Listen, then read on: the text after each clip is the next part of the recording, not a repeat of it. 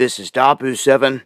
We have word this morning of a serious security incident that has taken place at J.D. Vance's home in Ohio. They're saying that overnight, a shooting has happened where an individual decided to shoot into the home of J.D. Vance.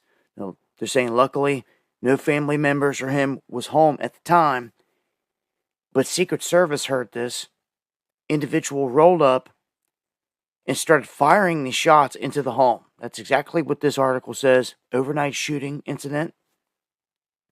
The Secret Service then sprang into action, ran up to the individual, found him trying to break into the home with a hammer, and they arrested him. They haven't given any names, any details, anything on this individual as of right now. We don't even know if they're going to hold him, much less all the charges. So we're still waiting on all that. But he also apparently, on his way down the street to the house, he did damage to a Secret Service vehicle. So he had to have been like staking out the area, knowing Secret Service was sitting there where they were, and obviously that this was Vance's home. But this whole block was locked down cold around the holidays. They warned all the neighbors. That would have to be a headache. But this is the situation. You can see the investigators looking at the gunshots on the left. And CNN just described this as an incident.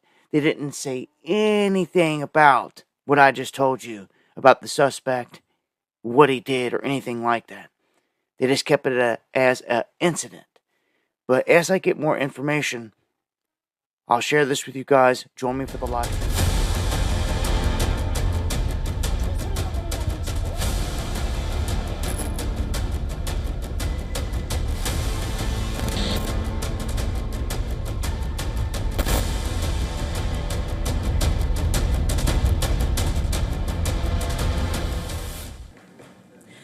North Korea chose its moment carefully. The specter of regime change in Caracas, haunting Pyongyang, seemingly as it responded by testing missiles, and that test was overseen by Kim Jong-un. Pyongyang launched ballistic missiles towards the sea, a timing that appears far from coincidental. North Korea state media describing the launch as a demonstration of the readiness of its nuclear forces. Kim Jong-un declared that recent tests showed his country is preparing for an actual war. According to the Korean Central News Agency, these activities are aimed at taking North Korea's nuclear deterrence to a high developed level. In fact, state media images reinforcing the message. Kim Jong-un, flanked by senior officials, calmly smoking as a missile roared into the morning sky. This visual was designed to project control, confidence, and defiance. Kim Jong-un referred to Maduro's capture as geopolitical crisis, saying that Pyongyang has long feared a similar decapitation strike. And the Venezuela episode appears to have reinforced those anxieties. North Korea even condemned Maduro's capture as a serious violation of sovereignty and called it rogue and brutal nature of the United States. This was Pyongyang's first ballistic missile launch since November, when it tested weapons following President Donald Trump's approval of South Korea's plan to build a nuclear-powered submarine. The latest test also comes as North Korea continues to develop hypersonic missiles, advanced weapons that can travel at more than 5 times the speed of sound and can maneuver mid-flight, making them far harder to detect and intercept. This launch also coming ahead of the South Korean president's visit to China, where he is expected to seek Beijing's help in re-engaging Pyongyang and lowering the tensions on the peninsula. For North Korea, the timing is also domestic. A rare and landmark Congress of the ruling Workers' Party expected in the coming weeks. It will come for the first time in 5 years, with economic policy, military strategy, and nuclear development all set to dominate the agenda. China has commenced its annual combat training at the start of the year. It has conducted integrated exercises across all units, including the Army, Navy, and Air Force. Take a look at these images as Beijing aims to enhance joint operational capabilities and overall combat readiness amid tensions with neighbors.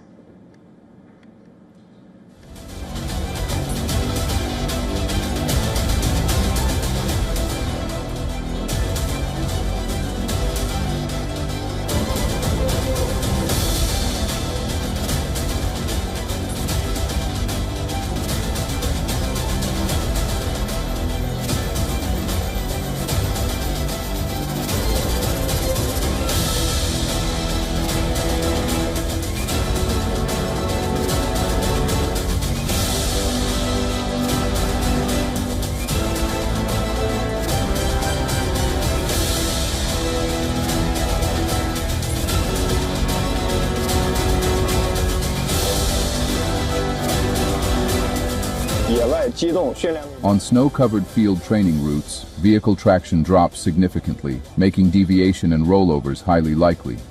This places considerable demands on drivers' skills and mental toughness. By intensifying snow driving training across varied terrains, we continuously build experience to enhance our capability in executing diverse support missions. Cancel the Olympics. Speaking of Los Angeles, the National Guard, you pulled out the National Guard out of Portland We did. in Los Angeles. And you know what? You know that Portland, we got it down to almost no crime. You know that? But we pulled it out. We had a Supreme Court decision. We can go back. We're allowed to go back in. But we'll go back in when the crime starts. Look, the crime will soon start because they now know that we're out. And at the appropriate time, we'll go back in. And we may, if we're allowed to. The most powerful thing we haven't used the Insurrection Act. You're considering using the insurrection. I've always considered it, but we haven't needed it anywhere.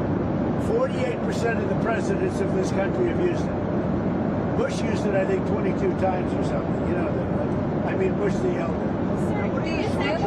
Short term, next 2 weeks, what do you need from Delcy Rodriguez? You've fed Just total access. We need total access. We need access to the oil and to other things in their country that allow us to rebuild their country. What are the things? A lot of things. Roads that aren't built, bridges that are falling down. Yeah, bridges that are falling down, nobody can go anywhere. And on Greenland. One of the things that is happening, that I think you see it all the time. Howard, you've seen it. And Cuba is ready to fall. Yes. Cuba looks like it's ready to fall. I don't know if they're going to hold out. But Cuba now has no income. They got all of their income from Venezuela, from the Venezuelan oil. They're not getting any of it. And Cuba literally is ready to fall. And you have a lot of great Cuban Americans that are going to be very happy about this. Marco Rubio has really had your ear, it seems, throughout this entire process. He's very smart, doing a great job. And so is Mark. No, both. It sounds like I would say the go-to, and you were just talking about Cuba and what could come next there. Are you considering U.S. action in Cuba? I think it's just going to fall. I don't think we need any action. It looks like it's going down. It's going down for the count. You ever watch a fight? Yeah. They go down for the count. And Cuba looks like it's going down. What do you think, Howard? It's going down. They've lived off of Venezuela, right? The economics were all Venezuelan, right? That's why you said the protective force of Maduro was Cuban, right? They were Cuban guards. So they were just paying Cuba when that money stopped. They'll hire them in the future. Yeah, they weren't very good. People from our country who were forced to come over, they didn't want to. From Cuba. People from different countries like to stay in those countries, whatever.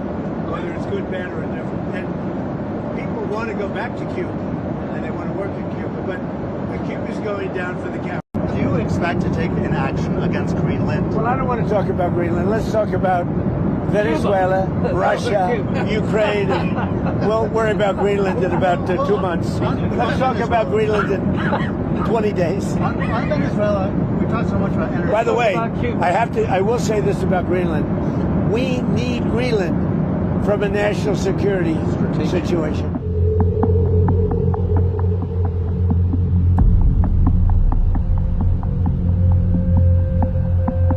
It's so strategic. Right now, Greenland is covered with Russian and Chinese ships all over the place. We need Greenland from the standpoint of national security. And Denmark is not going to be able to do it, I can tell you. I think it's a big communication. You know what Denmark did recently to boost up security in Greenland? They added one more dog sled. It's true. They thought that was a great move.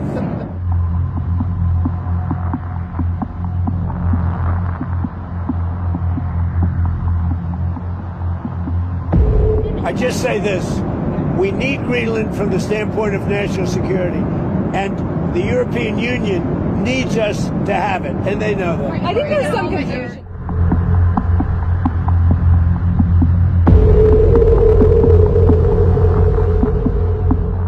This is Dabu 7, and it looks like we have a series of events here that are showing that a military operation is about to go down in regards to Iran. We know that Maduro has been captured and things are kind of fluid with the whole Caribbean and there's definitely going to be some blowback. Something's going to happen in response to all these moves. You can almost guarantee that.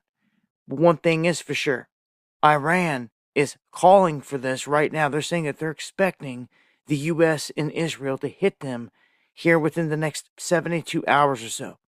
You can see right here, multiple headlines. They're preparing for a new wave of American-Israeli attacks in the region. And a lot of signs are pointing that way. Another big clue or hint that this is going down is there's been an onslaught of military assets heading across the ocean and into the region, into the area. A ton left out of Fort Campbell here in Kentucky, and the Night Stalkers that were conducting the whole Maduro raid, they are now heading toward Iran. So we have a wave of C-17s. We've got the Night Stalkers in motion. Many that are connected to the military say, man, you're only making moves like this if something's about to go down. It looks like indeed something's about to happen. Big time here. Signals all over the place.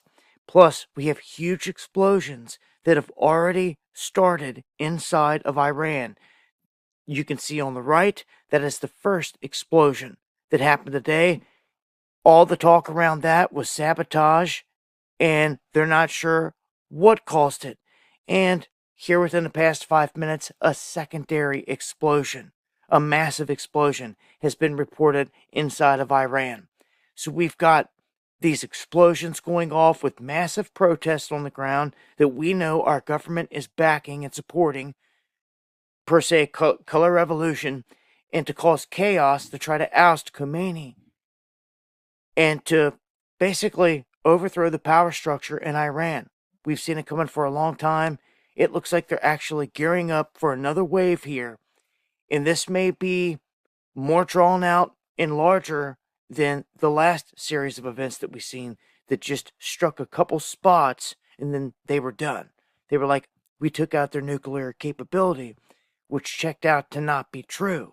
So the targets, yet to be seen. One thing's for sure though, everything's in motion and it's going down here in terms of this.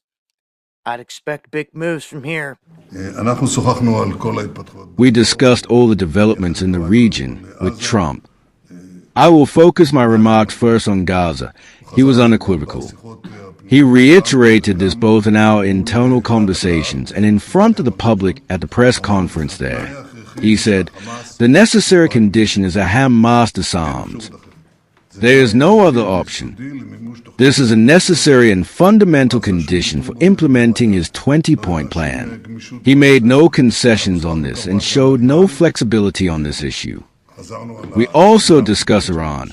Of course, we reiterated our common position of zero enrichment on the one hand, and of course the need to remove the 400 kilograms of enriched material from Iran and to monitor the sites under close and real supervision. These discussions were, of course, at the beginning of the events that are developing in Iran, the dramatic events. And you heard the president address this shortly afterwards. We, of course, identify with this. The government of Israel, the state of Israel, and my policy, we identify with the struggle of the Iranian people, with their aspirations for freedom and liberty and justice. And it is very possible that we are at a moment when the Iranian people are taking their fate into their own hands.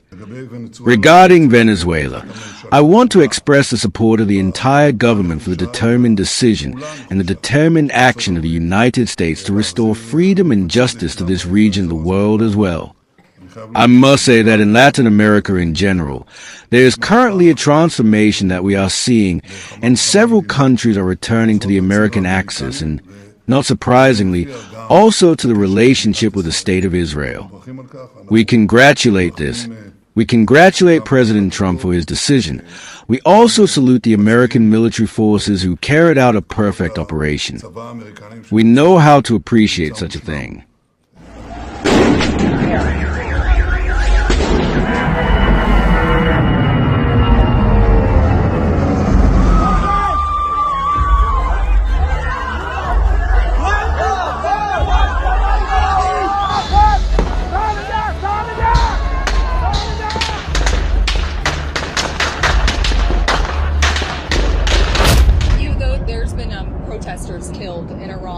we were locked and loaded, ready to go. What is the line there for when the U.S. is going to get involved in those protests? We'll take a look. We're watching it very closely. If they start killing people like they have in the past, I think they're going to get hit very hard by the United States.